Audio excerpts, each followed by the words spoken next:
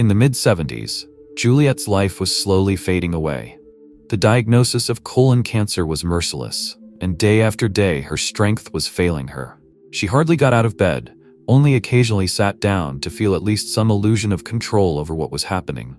But even in this state, her mind remained alive, inquisitive. She was watching the world around her, listening, thinking, trying to figure out what was really happening to her.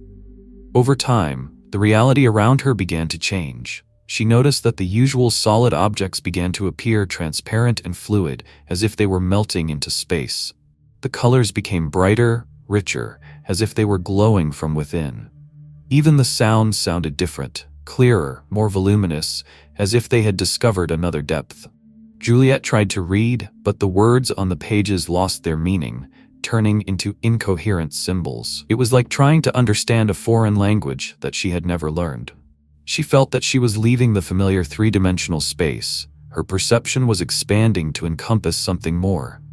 Gradually, she began to realize that she was entering a special state, which she would later call the twilight stage. In this new reality, the boundaries between the worlds blurred, and her consciousness seemed to pave the way to other dimensions. She saw objects and creatures she hadn't noticed before, and sometimes even those she couldn't see with her eyes. Perhaps this is what dying people experience when others consider their words to be delusions or hallucinations. But she knew it wasn't an illusion. These were manifestations of a multidimensional existence. Juliet's condition was getting worse. On Christmas Eve, she fell into a coma, and exactly 5 weeks later, on February 2nd, her birthday, she was officially declared dead. But contrary to what the doctors said, she did not cease to exist. She was not asleep. She was not disconnected from reality. On the contrary, her awareness became deeper, clearer. She recalled that even in ordinary life, people never really sleep. Their bodies are resting, but their consciousness continues to work, traveling through different levels of being. It was the same with her. Only now, the boundaries between here and there have disappeared completely. The transition to the other side was not sudden, like in an accident or a heart attack. It lasted a long time, as if nature itself was giving her time to reflect on what was happening. And then she felt a presence. The creature of light enveloped her in its radiance, permeating every particle of her being. In this light, there was an unspeakable love, unconditional and endless, unlike anything she had known in her earthly life. The fear was gone. It simply did not exist in this new world. The light flowed around her, pulsing and moving like a living thing. Sometimes he seemed playful, light as if dancing, and sometimes he became solemn and mighty, filling the space with deep meaning. The colors shimmered in shades she had never seen in the physical world, and the space seemed to breathe, saturated with movement and sound. She didn't just feel alive. She felt life in all its fullness, the way it should have always been.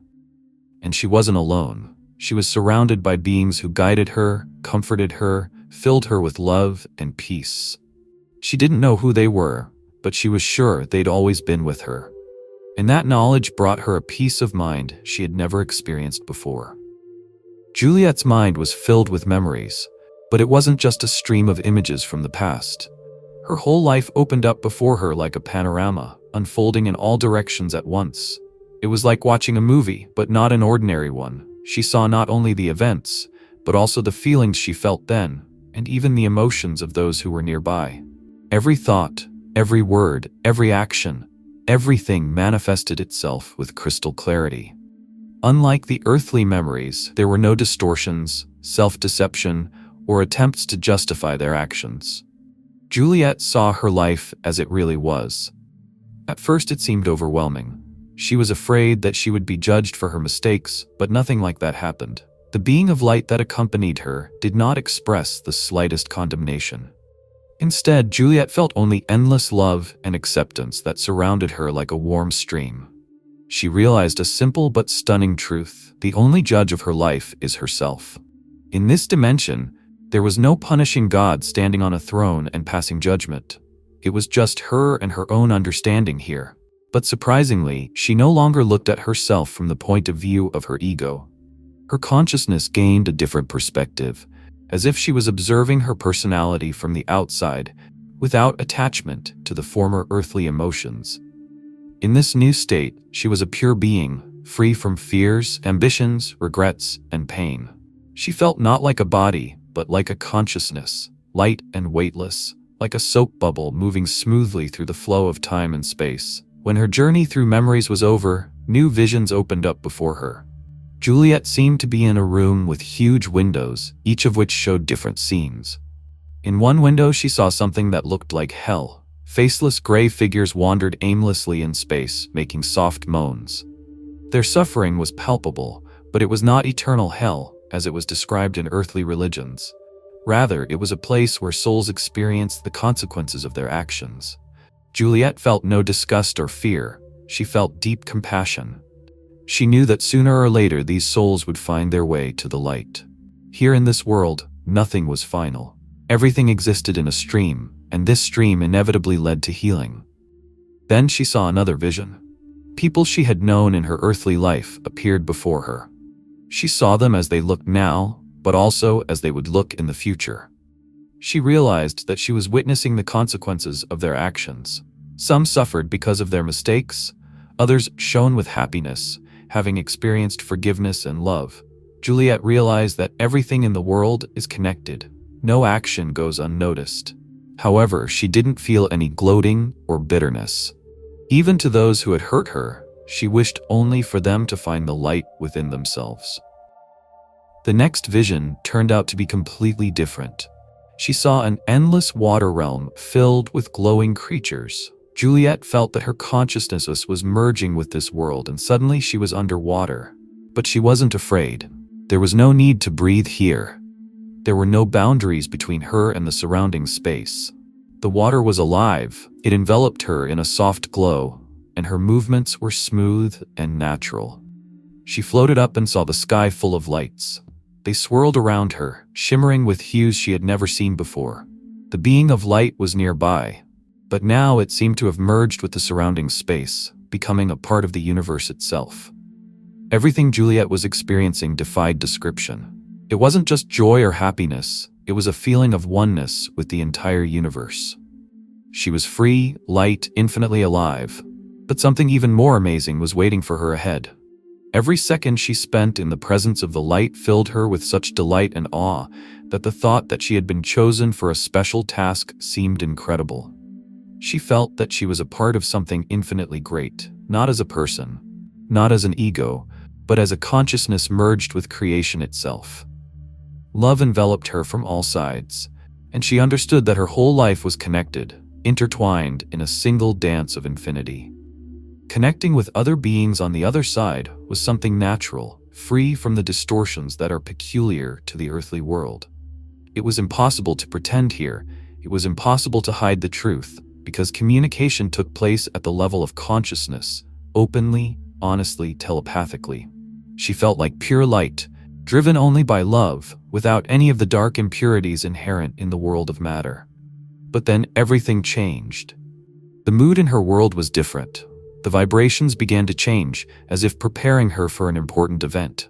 Then she was informed that she had to return to a world that had always felt alien to her, to return to the place where the illusion reigns, where everything seems dense, slow, limited. Her heart sank. She had never felt such sadness before. After everything she had been through, it was hard for her to believe that she would find herself back in a body, bound by the boundaries of physical existence. They explained to her that it was necessary, that she brings knowledge that will help others, that she should tell me that death is not the end, but only a transition. But even that realization couldn't lessen her grief. Then a majestic being of light appeared in front of her, and her sadness receded. It radiated pure love, filling her to the brim. This moment was like a divine gift, like a consolation for the fact that she had made the decision to return. She knew that this creature would always be there, even when she was back in a body limited by the boundaries of the mortal world. The transition back was slow and smooth. She felt herself getting closer to the earthly reality again. Her consciousness was still on the other side, but she could already see the faint, ghostly light of the hospital room. She was aware that her body was lying motionless on a hospital bed, connected to life support devices. But so far it remained only a shell. And so she began to feel herself inside this body. Her breathing became palpable. Gravity pulled her down like an anchor, returning her to this dense world.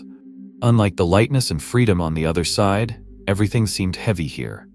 She slowly opened her eyes and saw a gray, dim world, so alien and unnatural after what she had just experienced. But even here, she knew that the light was still with her.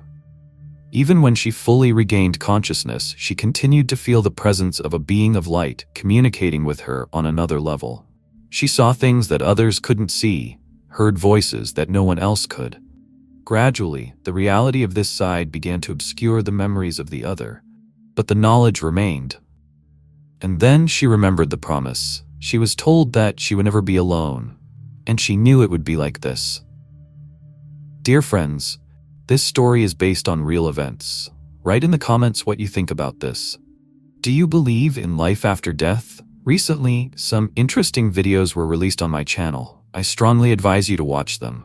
Please don't forget to like this video if you liked it. See you soon.